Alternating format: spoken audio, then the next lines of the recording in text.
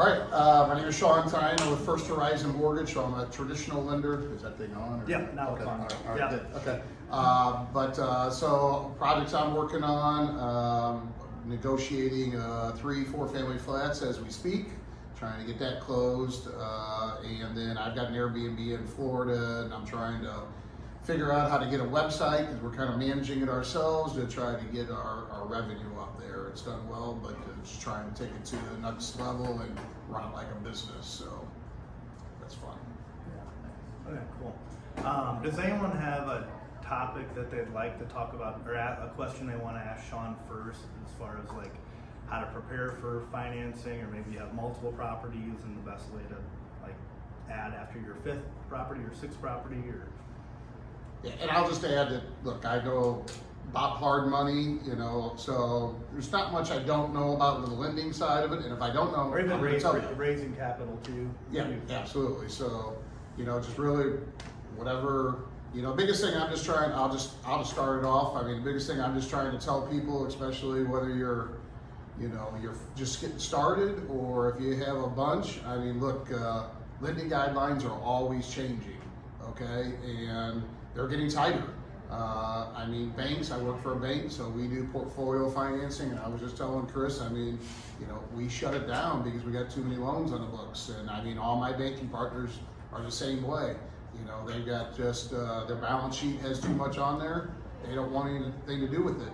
That can happen to any of these banks right now. So he mentioned Faster House, I'm a preferred partner of Faster Houses out there, and I watched Brian start that business up, and there at one point in time, Brian will tell you, he couldn't get financing from the banks, and that's whenever you had to go out and find financing. So, biggest thing is you got to put yourself in the best position possible. That means good credit, okay? A few years ago, 740 got you the best interest rate in the market. Now it's 780. You better have reserves, okay?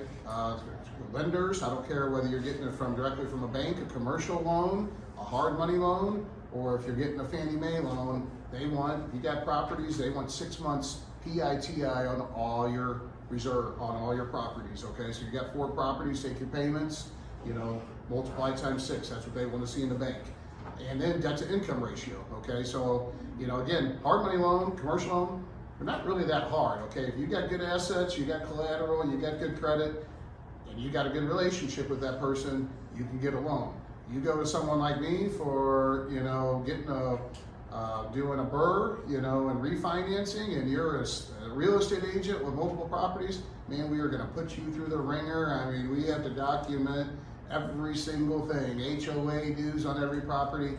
It's a pain in the butt, but you've got to get your debt to income ratio where it's reasonable. On a Fannie Mae loan, you can't go over 50%.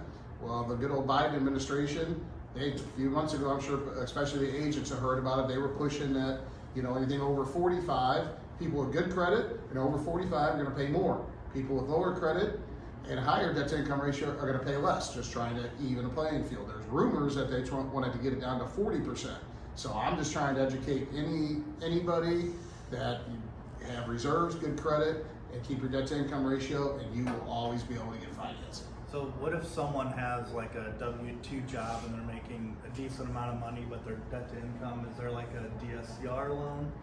Are they doing those? Are you familiar with those? I'm not. That is an area that I'm not real familiar with. Those are some good options out there. I always just tell people, look, if it's not Fannie, if not Fannie and Freddie, first off, hard money. I mean, most people know the terms there. You're typically paying 12, 13% interest rate, fees up front, and the points on the back end. Some of these lenders want points on the front end, okay? Everything's up for negotiation. When you start getting into... I'm sorry, I'm gonna stop because I wanna keep it very low level. Okay. So when you say they're paying a point. Okay, what, a point. What is that? Good question. So good point. Exactly. A point is 1% of the loan amount, okay? So, if you're doing a hard money loan and you're borrowing $200,000, typically you're just gonna make an interest-only payment, okay? Some of them might want more, some of them might want less, okay? It's on the back end that they want you to pay 2 or 3 points. So if you're paying 3 points, that's $6,000, okay? So 3% of your purchase price that you're borrowing from. So when Makes they sense? say- So it's 1%. So on a traditional loan, you know, if you're buying a house, you know, your primary residence, and your lender says that he or she wants you to pay points, I would tell you, walk the other way, okay? Unless you're gonna get a lower interest rate, and even then, there's a good payback period for that, okay? So be careful does that about. really make sense right now to even try to buy down your I rate? wouldn't, heard it doesn't. I wouldn't recommend it, okay, so if someone was coming to me, my buyers right now, you know, rates are at a high level. I mean, there's a good chance we're probably refinancing in 2 years, okay? So if you're paying a point and the payback period is 3 years, if you refinance in 18 months, that money that you paid for that point, you just threw out the window, okay? And I'll use this as an example, you know, some of my buyers be like, oh man, I know I'm gonna be in this house for a long time, I'm gonna be in this loan for a long time, and I'm like, okay, well, why stop with paying 1 point? Why don't you pay 5 or 6 points? Let's really get that rate down. You know, they start thinking about shelling out $20,000, and all of a sudden you see their confidence level go way down. Like, I think I see what you're saying. It's really no difference. I mean, you're paying money up front to save money that you're going to get back each month. Okay, so it's just like anything else. You got to shop. Okay, be very careful when you're getting financing, and you have to have multiple sources. You know, I was talking to this gentleman here. You know, look, there's a lot of hard money lenders out there. You better have a lot of resources, because you might call one and count on them, and next thing you know, they don't have any money to give, or maybe they don't want to give you another loan. You got to have a backup plan. Yeah. So what about someone, there's a scenario that I think is the easiest way to get your first rental property, and it's have the house that you live in, use that as a rental property because you already own that one, and then when you purchase your next property, you can go FHA or conventional and put your 3 to 5% down. So what kind of financing do they need if they wanted to do that? So if you're doing rentals, my opinion is you use Fannie Mae for as much as you can, because you can get a 30-year fixed, okay? If you go to get a commercial loan, it's a 5-year balloon typically, okay? And a balloon basically, so there's 2 things. You got a fixed rate loan, okay, that's a 30-year fixed, or 20 or 15 or 10-year, okay? Fannie Mae will give you that. A commercial loan, you're not gonna get that. You're gonna either get an ARM, okay, and you get an ARM of Fannie Mae, and an ARM means that it adjusts depending upon the number of years, okay? So I'll just talk about that for a little bit. So because ARMs become very popular. Real popular right now because people Rates are going up, so sometimes you can get like a point or 2% lower, okay? Well, a lot of people got in trouble back in 2007 and 2008 because there wasn't protections in there for those rates to go up. So what happens if you do a 5-year ARM, you get that rate, it's guaranteed for 5 years. Month 61, that rate can go up based upon what's called an index and whatever the margin is, okay? In addition, and this is really what got people, even if that rate doesn't go up, it re-amortizes. So now instead of your loan being re-amortized or amortized over 30 years, now it's amortized over 25 years. So even if that rate stays the same, your payment's going up, okay?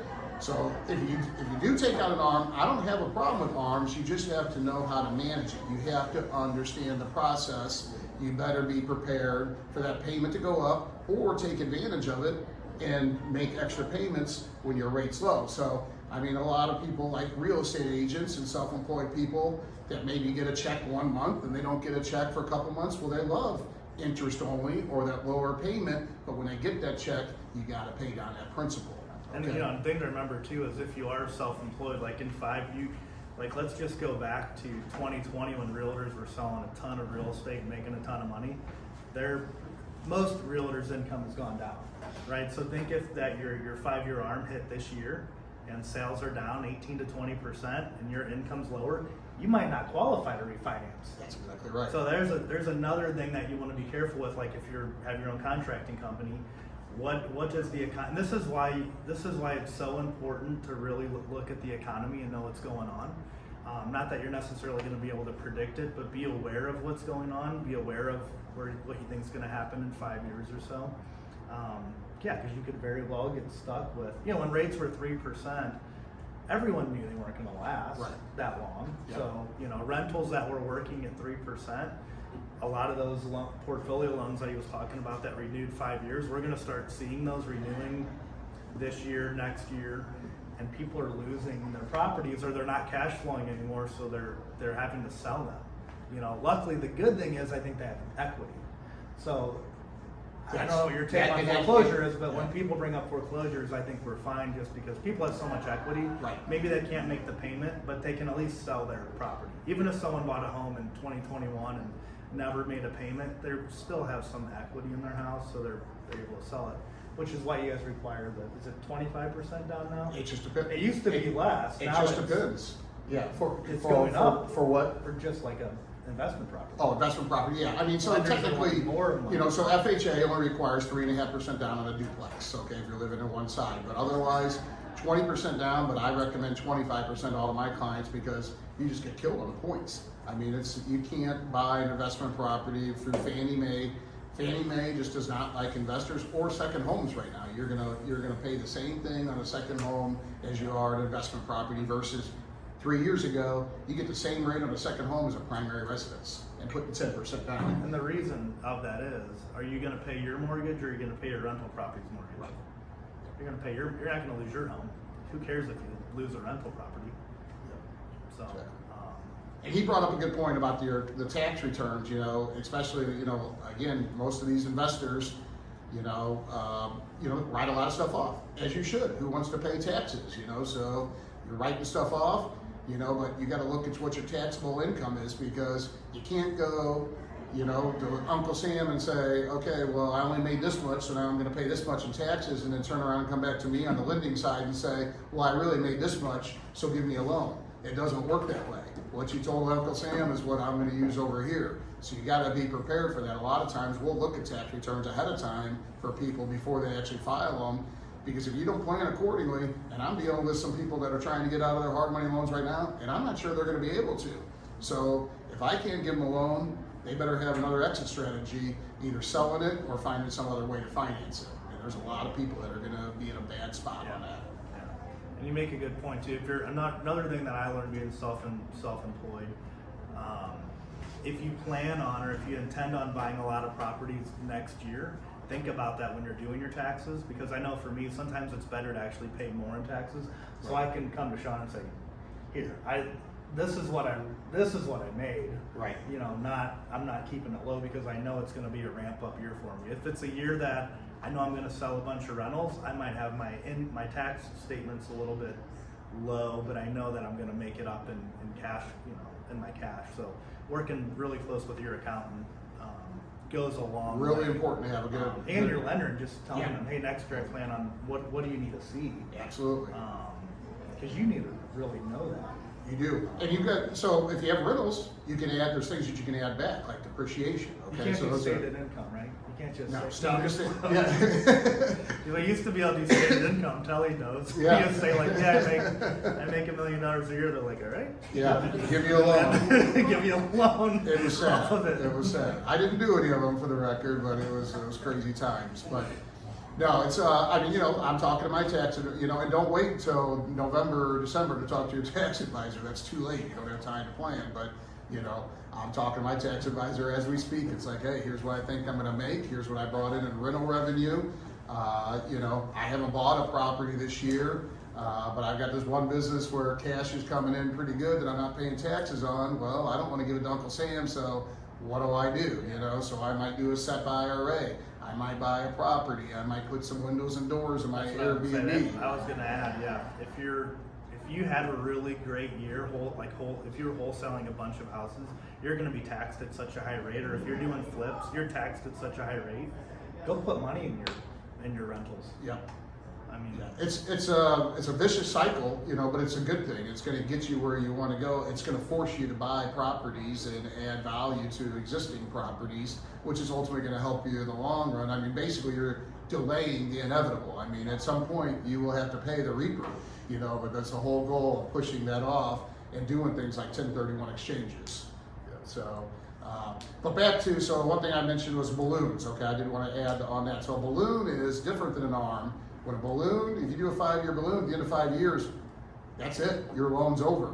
You have to renegotiate that, okay? And if that lender then is going to bring in all your financials, they might not give you that financing, or they might, you know, to his point, they might say, well, now instead of wanting 25% equity, we want 40% equity, okay? And is that what happened in 2007, 2008? People were paying their mortgages, right? All these investors, they were paying their mortgages, they weren't late, and then that balloon hit, and then they didn't have enough equity in their house because the market shifted a little bit. Right. So then the bank said, great, we can redo your loan, but now we need an extra 5% on that property, and you own 50 properties, we need $300,000 from you. Well, what do you mean? Yeah. Everything's being paid, but that's how their properties That's are exactly right. They're almost, would you say, calling the note? That's exactly right. You're calling the note. Yeah, absolutely. It's just like a margin call with stocks, you know. So, but I mean, and that's why he made a point. There's not a lot of foreclosures right now because everybody's got a lot of equity, but So it's not always the case. Would they have the option to sell it if that balloon was called and they didn't qualify? Absolutely, Okay. absolutely. But I was invested in a commercial loan on a strip mall. I mean, back years ago, and guess what? Values were going down. Our balloon came due, and they were like, "Well, your appraisal value's down." They had a cash call. I mean, you know, everybody had to chip money in. It's not what you want, but you have to be prepared for those things. That's why I bring up the reserves. You better be prepared because it's not always going to go up. All that conversation related to balloons is really what that was like the commercial market, right? Because no one's using like Different than the on. balloon payments on like residential mortgages.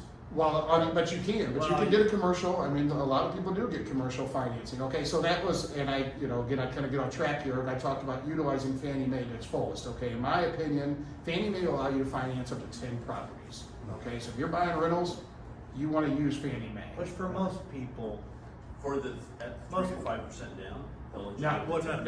now, so you can have 10 finance properties. It can be a primary resident, it could be a second home, it could be investment property. but your primary, you can put your 5% down, but then you're 25% down. Right. On 2 through 10. Those are the only three categories, right? Primary, second home, and then investment. There's Yeah. no, like That's correct. In between That's your correct. You don't, no, second you can't do homes. commercial. Okay. Yeah, Fannie doesn't do any commercial. like vacation homes with like Second home's the same thing. Second Vacation, homes, second vacation home. homes, same Yeah. thing. I didn't know if that was Yes, like- sir. Vacation, second home, same thing. So, but even then, right now, with rates, I mean, they stink. I mean, you know, so sometimes I've got investors call me, they want to do a loan with me, but, you know, in some cases, they might be better off. They got a relationship with a commercial lender, and they'll just go do a 5-year balloon, okay? Because On the residential property. absolutely. I guess that's If it's in a business loan, okay? So it's got to You're be talking like in an a business loan. investment property on a residential. Right. Yeah. So it's the same 25% down. It would just be. You might not even have to, okay, but it's a business loan, okay, they only wanna do business loans, okay, they won't do a residential loan, okay, so you couldn't do that for your primary residence, but if you're an investor and you've got an LLC or an S corp or however you got it set up, you got the right collateral, you got the right credit, you got the right reserves, you got the relationship, you can probably get a You're commercial typically loan. guaranteeing other properties or something. Right. Like, and you're really personally guaranteeing that. Absolutely. But most of the time. Just like with a hard money loan, your personal Yeah. guarantee in those, okay? You know, versus residential, primary residence, I mean, you know, you're looking at credit ratios and reserves, okay? You got that, you can pull money out of one property, your primary, use that for your down payment for the next investment property. Once you get to 10, as a traditional lender, I can't help you anymore. I can't give you another loan. You have to go and get a commercial loan. So to follow up with this question, like why would you go about like getting a commercial loan for residential properties? Is it just the timeline of the? Well, some people, it's just because of the ease, okay? You know, and I like to call it a commercial loan. It's kind of like, what's the name of that movie? You know, it's just like the good old days. I mean, you go in, it's almost like a handshake deal. I mean, you know, it's like, here's my tax returns. You know, here, I don't know anything on this house, you know, use that as collateral, run my credit report. Okay, Joe, we'll give you a loan. Okay, you don't get put through the ringer like you're going to on a traditional loan like we were talking about So usually before. like on the business side, I'll actually get the property under contract and then I'll call the bank. Yeah. Because I'm already pre-approved. Right. So I'll buy it and then, but if you're just getting started, I definitely don't recommend that. Yeah. But they know, typically they want all of your properties. They want your bank account to be, they want your money Yeah. to be there so they can reinvest it and they're more secure. They're looking to develop relationships, Yeah. okay? I mean, I have, you know, I work for a bank. I mean, if my portfolio loans, they want me to introduce them to our financial advisor so that they can develop some relationships, invest their money. That's the people that we're trying to do financing with, okay? So they're more about developing relationships versus us. We're just helping people get into homes or buy their investment property or their second homes.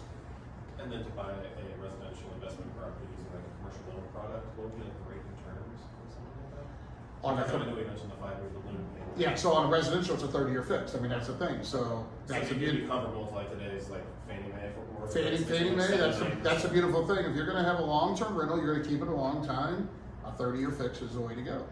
Okay, you don't have to worry about your rate going up. I mean, obviously, you know, rates are high right now. Eventually people will refinance those as well, but you're locking in your rate. You know, you're good to go. You're gonna hopefully increase your rents over time, and you don't have to worry about that balloon coming due, okay? So again, I'm not suggesting that the commercial loan is the way to go. It's just another avenue for financing, and really for someone like Chris that's probably got a ton of properties. You know, he's got all these properties. He can't go to someone like me. He can get his primary residence. Once you get rate. over 10, then Yeah. I'd say the other side on the business side is it's typically 20 years loan, but then every 5 years the terms are going to change and you have to reapply. And you might be getting one loan to cover, on a commercial loan, you might get Yeah. one loan to cover 20 properties. So that's the other reason why I like commercial. I'd say for the typical person, conventional loans probably fine, and then I start packaging them into portfolio loans. That let's say I have 4 properties and they're all paid off, I can put them in one loan and I can pull out a line of credit. Then I can use that line of credit to purchase other properties, and then I'll have another 4-pack of properties or 5 properties or however many, and then your line just gets, actually the partner that you were talking about, that's what he does. Yeah. He's all about his lines. Yeah, I absolutely. think he likes paying them all off, and then he likes to take out a big line. Yeah. So That's that's being why your I own like- bank. That's so about one being your thing I own want to bank. talk about is being like a cash buyer. When people say cash, most of the time they're talking either hard money or line of credit. Right, absolutely. Yeah, there's not a lot of people It's that technically have. cash. You can do Yeah. whatever you want with your line of credit. You could go buy a boat. I mean, you can do literally whatever you want. There's no underwriting. There's no appraisal on it. You literally do whatever you want. Here's what could go bad on that. Since there isn't any underwriting on it, if it's a $200,000 ARV property and you paid $180 for it, and you think you're gonna do this flip, there's really no one there. The appraisal's there for your protection.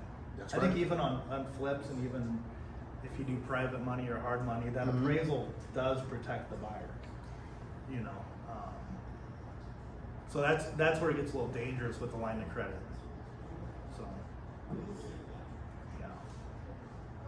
Other questions? I get really excited about lending, so I could talk about this all day too.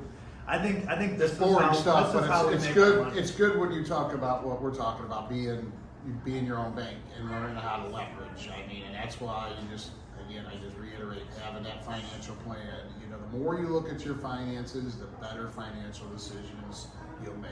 Get out of credit card debt. Get rid of even auto loans. I call them depreciating liabilities. The only reason it's an asset is because it gets you to and from where you earn your income. I mean, but it's really not an asset. Okay. The sooner you can get to having some equity in your house, well, then you can start leveraging, whether it be through a line of credit. You know, I mean, even on your primary residence, you got a good equity. You can go get a line of credit and use that money for your down payment to buy a rental property or your flip. Okay, so but you got to get there. Do you do HELOCs, and are they normally still up to 90% of value? So I don't personally do HELOCs, but I know about them, okay? So you've got 2 things, okay? So if you're interested in getting a HELOC or a home equity loan, okay? So they're 2 very different things, okay? A home equity line is essentially what we're talking about, a line of credit. So if you've got $100,000 equity, and as far as what percentage, you know, they were to 90, I think they've kind of cut back. They're probably more like 80 now, okay? Because values have gone up, and they're concerned about, you know, what happens when values come down, and now they're in a second lien position. Well, guess what happened in 07 and 08? Guess who got screwed? All those lenders. Some of those lenders aren't even in business anymore. They got out of the business completely. The best way I because- think is like banks always want to have at least 20 to 25% equity in the property. That's why they want that money down, because they're counting on home prices maybe going down, or I mean, if you're a realtor, like how many houses have we bought and we came back 3 years later and they just destroyed the house? You paid 200 and you like, or you like you're, you know, wholesale. You walk in and you're like, wow, you've only lived here a year. You've like wrecked the house. It's not even worth what you paid for it. Even on primary residence, okay, look, I can give somebody a loan putting 3% down or 5% down, okay, but I'm still gonna encourage that person to get to 20 as fast as they possibly can, you know, because if all of a sudden you get a job opportunity out of state and the values went down, you can't sell it, you wanna be in a position to where you can move, you don't wanna be in a position where you can't move because of your mortgage, okay, so again, you need to be in a position of power. But, you know, equity, I mean, it's just a big thing on investment property. If you got to get out of it, you need to refinance it. You need to have 25% equity on investment property. Yeah, I always, like, you guys have been here before, like, I call it the fire sale. Like, I want to know if my $100,000 property and values go down. I only want to owe probably $70,000 on it, because I want to be able to call someone up and say, hey, Shawn, I have this property. It's worth 100. I owe 70. There's another opportunity that I want. I'll sell it to you for 75. I know that someone's gonna buy it, and I'm not stuck with it, because I'd say one of the negatives in my experience with real estate is all of your cash is tied up, and it's gonna take you probably at least 2 weeks, most likely 30 days to access that cash. So when an opportunity comes your way, you can't access it that easily, which is another reason why I like to pay off the property or pay the equity down and then pull that line of credit so you have funds available.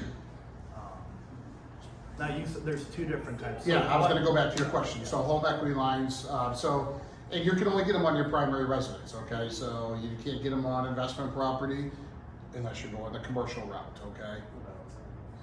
Excuse me, second homes, they don't really want to do them either, okay? So if you got a great relationship and you got $1 million in the bank, go do whatever you want, okay?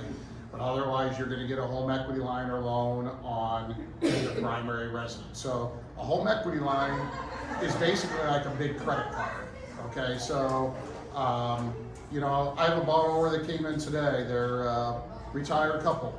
You know, they wanna buy a $600,000 house with a Lombardo. They wanna build. They've got a $400,000 house and they own nothing. Okay, most of their assets are tied up in retirement, so they're like, well, how do we do this? And I was like, well, why don't you go get a home equity line and you can access your capital. A line is like a big credit card, okay? So it's adjustable, it moves, and it's an interest-only payment. If you don't make extra payments on it, it's gonna go nowhere. And that's catching a lot of people right now. So people will call me for a refinance, and I'm like, you don't wanna refinance because you got a 3% rate, and now it's gonna be 7.25. They go and get a home equity line. And they pay off all their debt, but if they don't make extra payments on that, guess what? They're gonna be calling me back to refinance their primary and their second because they got caught, okay? So it's good to have in case you need it. Even like if you're doing a project on your house, let's say you wanna put a pool in, okay? You do a line, you get a $100,000 line, you don't make any payments, you don't owe anything until you draw on it, okay? So that contractor says, hey, your first installment's $25,000, you go get $25,000 out of your home equity line. Now you owe $25,000 on the HELOC, and you start making payments on that, okay? But you can draw it, you can pay it down. It's available to draw up and down as you need. They typically are good for like 10 years, okay? A loan, a home equity loan, is a fixed rate loan, okay? So that's the positive thing on it, and it's typically going to be amortized The over. other one's off of prime, right? The other one's based upon prime. They're probably like 12 and 13% right now, okay? So every time you hear the Fed say they're raising rates, that's what's going up. Your home equity line. It's not mortgage rates, okay, though they are impacted by it. That's your home equity line rates, your credit card rates, car loans. Your savings rate goes up, but it's not as much, okay? Let's face it. But a home equity loan, it's a fixed rate. But if you take out a $100,000 home equity loan, they're giving you a $100,000 check, and your payments are due immediately. Okay, so if you have immediate needs for it and you want to lock it into a fixed rate, a home equity loan is the way to go. But if you just want to have that available just in case that next project comes up or the next property comes up and you want to have access to some capital, then a line of credit's a great option. I got lucky because I did a home equity loan a couple of years ago. Oh, yeah. I got locked in a lower rate. Yeah. I remember they gave me the check and I go, what am I going to do with this?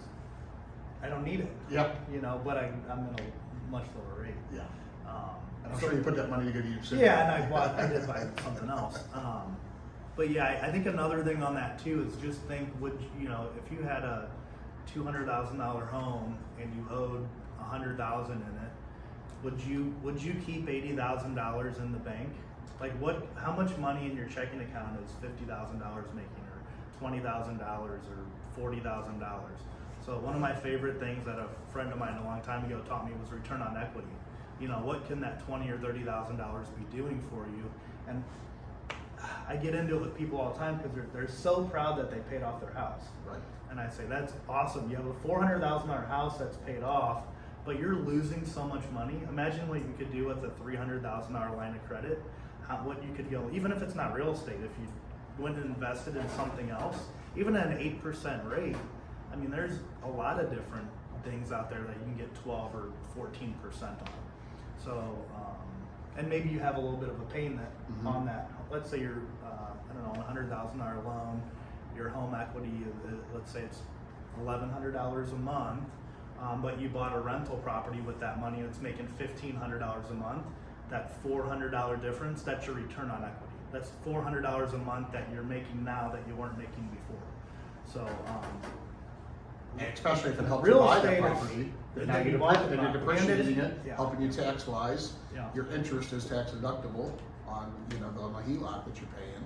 Yeah, real estate. Why I get so excited about financing, because real estate does have to do with real estate, but it's really financing. It's really how well are you moving your money around and making your money work for you.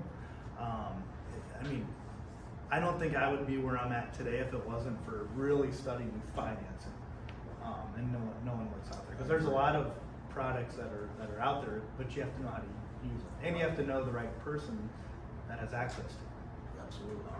So going back to the home loan versus the home line of credit, I guess I understand how the home loan, it's a fixed interest rate, pay back, they send you a check. I understand that you would take that check and then buy a house. But if you just have an open line of credit to access the $30,000 in equity in your primary home, how do you use that line of credit to buy a home? Just You like can't. Same thing. a credit card. It is. It's a big credit card, but because it's So your you're not gonna house. Purchase a house with a credit card. You literally write a check. Okay. So you couldn't. So to your point, you could not purchase a house with a credit card. I think Okay? You that's what can't. my You confusion can't is. do that. But you Okay. can use your line of credit on a house because that is your house. It's your asset. it's not giving Your, you a check. that payment is going to go against you as part of your debt to income ratio. Yeah. Okay. And that's So the 1,100 and 1,500 that you guys are talking about. yeah, absolutely. Yeah. Oh, So it's like anything else. Yeah, you put your 20% down, and then he says your payment is $1,100 a month. And you're like, great, but you weren't making anything off that. Now you're making $400 a month. Someone else is paying and your mortgage. depreciating it. Yeah, like there's so many benefits. I mean, we'll probably go back to 3% appreciation on properties, or 2 to 3 is 3 is average, I think. Definitely not 15 or 18 or whatever it's been. But that's the crazy thing about real estate, is you get to depreciate that as well. And we talked about if you made too much money that year to buy windows or an air conditioner, each of those items can also be they have a number of years that they can be depreciated. Right. So, or you can take, I forget what they call it, like an immediate depreciation. What do they call it? I think accelerated. Accelerated. Accelerated appreciation on it. Yeah. But that's just reducing your taxable income. That's right. So, Yeah. so then looking at line of credit. There's might be a good topic sometime. There's lots of ways with investment property, even if it's breaking even, you're still gaining equity, you're paying down your loan, you're lowering your taxes. So you can't just look at it that Absolutely. one way. There's lots of ways to look at it to decide if it's a good deal. I could care less about the cash flow in the beginning. Yeah. It doesn't really matter. $200, $300 a month isn't gonna change my life. But 10 years from now, or depending on how old you are, think of your retirement age, like to have those properties paid off. Like we have a group of clients that buy in Baldwin, and their goal was just to have them paid off, right? They didn't really care about it. They paid cash, and they didn't care about cash flow. They just wanted to see how quickly they could pay them off, so when they retire, then they have that money coming in. Yeah. That was it, right? That was their only, yeah. So to your point, Yeah, those properties are probably, they were buying them in Baldwin for 180 back in 2016, 17. They're probably worth 400 now. I mean, those guys are cleaning up. Yeah. Well, they're looking at a pretty nice property right now. So to your point, I like to always tell a little story. So I'm a former accountant. That's what I did. So the numbers is kind of my thing. I hope. Yeah, exactly. I'm not a tax guy, though I know enough about that to be dangerous. But you know, I got in the mortgage business on accident. I didn't know anything about a mortgage other than I had one. Okay, but I started getting into it, and I started working with investors, and they're like, Shawn, you got to go buy this rental property. And I used a home equity line. You know, I told my wife, I was like, we're gonna borrow against it. I'm gonna go buy this and do nothing. 2-bedroom on a slab out in Wentzville, attached townhome. And I was a terrible manager, didn't know what I was doing. I rented this hairdresser who subleased it out. I was chasing people down for money all the time. But that thing was rented every day. I owned that. One of my goals in life, I used to be back in a B&I trying to get going, was to own a beach house. Well, guess what? I sold that property a few years ago to one of my agent's brothers, and that money, I didn't owe a dime on that house. I used that for my down payment on my beach house. So even though it was a pain, you know, I didn't really feel like I was getting anywhere. I didn't make any money on selling it, but I didn't owe anything on it. And that was my down payment on my beach house, which is now generating revenue from me, and I'm depreciating. And that's just about there's just a lot of ways to make it work with our business. And again, I was clueless. I had no idea what I was doing. You know, the great thing about a mortgage too, or having rental properties, is it forces you to save money, and you don't realize that you're doing it. So you're paying on your mortgage, you know, every year, and you're not even thinking. You might not even be doing it for wealth, but it gets paid off. Yeah. The system is set up for the rich. That's all I just try to remind people. You know, you can talk about all the politics, all these rules that they put into play, all this that we're talking about. This was the politicians that created it for themselves. So you can either complain about it, or you can join them and take advantage of the same rules. Okay, it's the same thing on 401ks. I mean, you know, maxing that out and the catch-up rules. I mean, that's for the rich people. You just got to learn how to take advantage of all the different rules. You got to understand and look. You don't have to do it. You don't have to understand it. You just have to know people. You got to associate yourself with people, good tax advisors that can help you, good mortgage people like myself, good people that can lead you like him. Again, we're not trying to sell you anything, but you got to associate yourself with people that are going to kind of guide you to get you going in the right direction and tell you how to build wealth, you know, so you don't have to work for the rest of your life. Yeah. You have to invest. You have to invest in yourself. Eunice and I are going to Dallas this weekend. We're going to meet with probably 200 entrepreneurs from across the United States. We're not making any money off of that or anything, but it's to better ourselves and learn what other people are doing. I mean, you just got back from a conference. I mean, you have to change your thinking and surround yourself with people that, like the rich.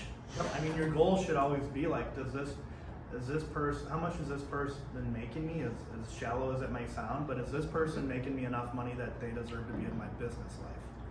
Maybe not personal life, but do they deserve to be in my business life? Because are their goals aligning with mine? And if not, then you might have to move on. And that could be your accountant. Absolutely. If your accountant doesn't work with people that know all these tax rules, probably shouldn't fire them. I mean, 100%. You know, because they're going to hold you down. I have one more question on the line of credit. You mentioned it was good for 10 years. As you continue to pay off like the principal balance of your home, does that line of credit increase, or at the time you apply for the No, it's a separate loan. Yeah, it's a separate loan, and and I'm not saying they're all 10 years, but they generally have, and you know, most of the time Almost 10 years. they're gonna renegotiate. I mean, you can go and redo it. Okay, at that point in time, you know, it's not a balloon. Okay, but it does have an ending. But most of the time, they're gonna come back to you and say, hey, do you want to redo this? Okay, but the one thing I did want to add, you know, everything has got pros and cons. Okay, so if you, in that case, you got $200,000 and you go that 80%, okay, and especially now, you know, let's just say you're at a high interest rate on your first mortgage, and now your rates dropped, and you come to me and you say, hey, Shawn, I want to refinance. Well, we have to look at both, not only your first mortgage, but your second mortgage. Okay, and if we consolidate those together, it's considered a cash out refinance, and now you're going to pay a higher interest rate than you would if you're refinancing just your first mortgage. Okay, so a little complicated, but there are some drawbacks. Okay, so you got to be able to use them, but if you know that you're going to have to refinance in a while or something like that, you better be prepared to either pay it off you know, or just know that you're not gonna get the same rate if you're refinancing just that mortgage, okay? The best way to utilize it is to use it, pay it off. Right. Best way is probably like for flips, or if you use it for a rental, I guess just take the cash flow and really try to, like, it's like, think of it as a credit card. Yeah. Just try to get it wiped. The benefit of it is that you can use it multiple times. So once you apply for it, they say, okay, here's, Yeah. you know, if you have a $100,000 home, you only have like a 75% LTV, like, we're only gonna give you $5,000 against that home. So Right. you basically have a credit card for $5,000. So you just did your hard money loan, did you get renovation funds too? Yes. Okay, Yeah. all right, so there's an advantage to that, okay? Now the disadvantage of that is that you're making payments on the money that you borrowed for the renovation funds, right? And now you're gonna pay points, remember we talked about points, you're gonna pay points in the back end, okay? But if and you're flipping that, is that correct? Okay, so he's flipping that, okay, he didn't wanna use his own money, he used the lender's money. But if he was refinancing that, if he was gonna turn that into a rental, and he called me up as a traditional lender, and he said, hey, Shawn, I wanna, you know, my property's worth 200, you know, I wanna take 70% out. Well, guess what? Fannie Mae just implemented a rule not that long ago on all loans that you have to own a property for 12 months before you can do a cash out refinance. But if he took the renovation funds and we go to get that payoff, we might not be able to give him cash out, but we'd be able to reimburse him for all that refinance money because it's all in that primary loan, okay? So that's something, if you're gonna use a hard money loan and you wanna get the money back out of it on a rental, you might think about actually doing the renovation funds, even though it's gonna cost you more each month and more on the back end because you can get that money back on that refinance at the end of that 6-month term, okay? So just a little trick that I'm trying to share with people because you can't do that cash out for 12 months. All right, I'm gonna try to stump you. Okay. Because this happened to me. So if you own a property free and clear, you can become first on title in that property too, right? You can give yourself a loan for that, and it makes it easier for a bank to pay off that loan. So, So let's say like I bought a $200,000 property cash, okay, yep. and then I go to refinance it, Mhm. and the bank, in this scenario, they only want to give me 60%. Yeah, But if and- I would have had my own mortgage on it, you can put your own mortgage on your own property. so if you, and so it's a great question. So if you were, well, you can, This happened to me. This is why I'm asking. you put your own, you I can. didn't put my own mortgage on, but actually the guy that started Grid said I should have put my own mortgage on it. Right, I should have been the bank, yep. put a mortgage on it, and then I could have came to you and got more money than. For sure, What I because would- it'd be a rate and it's a term. payoff. It's a rate and term, it's what we call a rate and term refinance, okay? So you get better terms on a rate and term refinance. And if it's your primary residence, well, then you could refinance up to 95%, okay? Not that you would do that, you would go to probably 80%, okay? But you get the best interest rate versus now, if you didn't owe anything on it, and let's just say, man, I'm buying this house because it's competitive and I'm paying cash, and people are doing that, as we know, and then they call me up and say, well, now I want to take cash out. Sorry, you gotta wait 12 months, okay? So you got it. And it's an Airbnb, so it's high risk. Yep. You know, You gotta wait 12 months before you can access that capital on it. so there's a seasoning period. Seasoning, on it. that's right. Which That's exactly right. can you talk about? Can you talk about if someone were to purchase a rental property and take a loan out from a traditional bank or Mhm. a bank in general, and then when we talk about Berra, then refinancing it, Yep. the seasoning on that?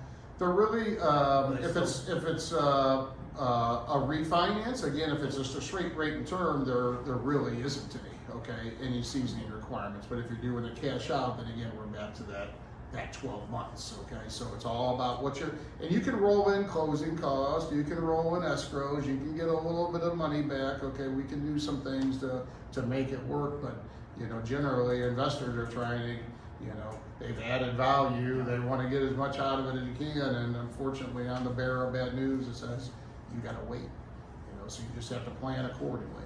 What about, so I bought this property in my LLC, Mhm. and we do the work, and say my wife would say, I like this house, let's move there. Can I sell it to myself, so out of the LLC into my private name, and do the 3 to 5% down? Well, if you already own it, you wouldn't have to sell it to yourself. You couldn't technically sell it to yourself. You would just basically, You could keep it, yeah, you would refi it, okay, so that's a great question, okay, so that, we're talking about commercial loans. Commercial loans you can only do in an LLC, okay, on a residential, if you're buying a rental property and you're doing Fannie Mae, you're closing in your individual name, okay, now, everybody and their brother, and I don't care that I'm on camera, they turn around and put a quick claim it into the LLC afterwards, okay? Even though it's technically illegal, okay? It says in your deed of trust that you can't do that, okay? But I just tell people, look, as long as you're making your payments, you know, they've got bigger fish to fry, to go after, you know? But if all of a sudden you're not making your payments, something going wrong, and they pull it up and see your deed of trust as an LLC, they can call your note due at that point in time. Which means they can say you owe us everything. My loan got, you know, my bank sold off a couple of loans and I went to a different bank and my insurance was in my LLC name. And they told me, hey, you gotta get this into, you know, your personal name, which of course I didn't, okay, and I never heard from them again, but those are the kind of things that can happen. You just have to be prepared, know the rules, so that if it happens, you know how to handle it should it come up. Yeah, I think the bank more incentivized if you purchase a home, say a couple of years, within the last couple of years, maybe like a 7-3% interest rate. If you were to transfer that home to an LLC, wouldn't like they be more incentivized to like utilize that due on sale clause? Because you know, because technically they could like, you know, force you to remortgage with them under, you know, twice the time interest rate. Yeah, the only way they're gonna know is if you're trying to, you know, so that's the other thing. If it's in an LLC and then you call me up and say, hey, Shawn, I wanna refinance this, or to your, let's say you're flipping it, okay? So let's just say here at the end, all of a sudden the market changes and you can't sell it, okay? Well, now you're gonna be like, hey, Shawn, I need to refinance this thing. Well, the first thing I'm gonna tell you is you gotta quick claim it out of your LLC into your individual name. We close it, and then if you wanna put it back into your LLC afterwards, go right ahead, okay? Were we talking about sub 2? Was that you and me the other day, or? Oh, subject to, yes. So that's what how we're, banks are cracking down on that. are they correct? Okay, I have Okay, I was talking to someone and they said that they're starting to crack down on sub 2, which is basically when you don't really take over someone's mortgage, but you pay their mortgage payments. Yeah, I heard that they're cracking down. I don't know if you knew anything about that. Yeah, you know, the subject to is a new thing to me, but you know, it's, so there's another term very similar to that, assumable, okay? So like FHA and VA loans are assumable, okay? So if you're a veteran and you buy a veteran's house, it's got a 3.5% interest rate, you qualify for that, you can assume their mortgage, okay? It's a beautiful thing, okay? But only government loans are. What he's referring to is, you know, if you're going to buy an investment property and somebody's got a 3% rate, well, that deal is a whole lot more attractive at 3% than 7.75%, and then you're basically drawing up some paperwork that's saying subject to, you know. So again, I think if the lender's paying attention and you're turning the paperwork to them, they can very easily say no way and call on that note due. And if you made your plans, if your whole financial plan was based upon that 3% interest rate, and now you've got to go and refinance that at 7.75%, your deal might not make sense anymore. So you just have to be careful about it. Another thing I was going to ask. Let's see. We're talking about it. Yeah, give me a minute to think of it. Any other questions?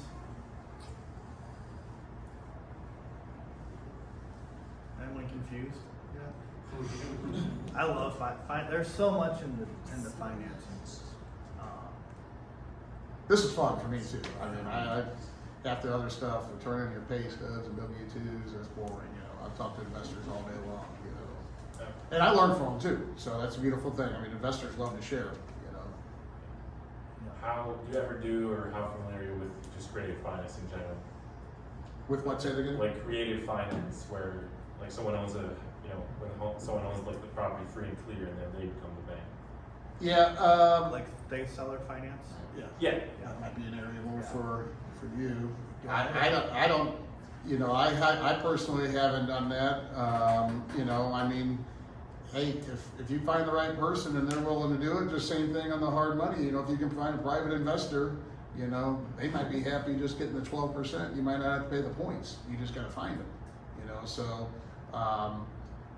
it's just, at that, you just gotta be careful to make sure you better have an attorney looking over your paperwork, okay? Because all my paperwork is standard and been approved and, you know, everybody else has signed off on it. You're entering a contract with an individual, you better make sure you got yourself covered. So you would, the way that seller financing works is you would be on the deed, and then that seller would be in first position on the title, and it would be just like if it was U.S. Bank or Chase Bank or any of those out there. I would go to the title company and see if they have someone that can draft it up, and then I recommend a servicing company, a mortgage servicer, and they'll have like the 30 years or 10 years or whatever you guys agree with, and they'll have the amortization schedule and everything in there. But it's a third party, so you're not keeping track of it, and they aren't. And you'll have a portal that you can go into and make payments, and it will show your payoff. And but it's a third party servicing company. Right, so that's kind of like a tool to use to kind of coordinate. The creative part because is it's essentially just an investor in front of like a homeowner. that's it. So The there's no creative real professional. financing part is Yeah. it's whatever you want it to be. Yeah, and do you see it happen nowadays? Do you see it happen more just because of the interest rates and People are still, I think stocks are still performing fairly well. Mm-hmm. If stocks weren't performing well, you know, that's when so if you can find someone maybe from California or a lot of people buy, there's a couple different parts of this. Some people buy notes too, so you might be able to find someone that wants to buy that note and just hold the note. That way, I mean, that's probably another option too. Are you familiar with that at all? Where not very that person would be the bank, they would own the note, and it's basically private money, and then you would just pay that person every month. So that's one option for it. What is that, like a middleman? Or? It's a middleman. Yeah. Well, it's just like a bank. It'd be just like a bank, but they would be the bank. They just own the note. Just like his bank, First Horizon owns the note. Mm-hmm. Instead, it would be Joe Smith that owns the note. Or probably they probably have an LLC, but yeah. Yeah, there's websites and in personal loans you can go out there and invest in to lend people money. You know, that's on a lower scale. You know, but you can loan. Yeah. Excuse me. Like syndications, like. Yes, yeah. I mean, I wasn't Lending Tree. I can't remember the one. They quit doing it, but you go out there and you give them $20,000 and they invest it to people that apply for loans. You're basically owning the notes. The benefit for them is they're getting compound interest on it. So they might agree to 6%.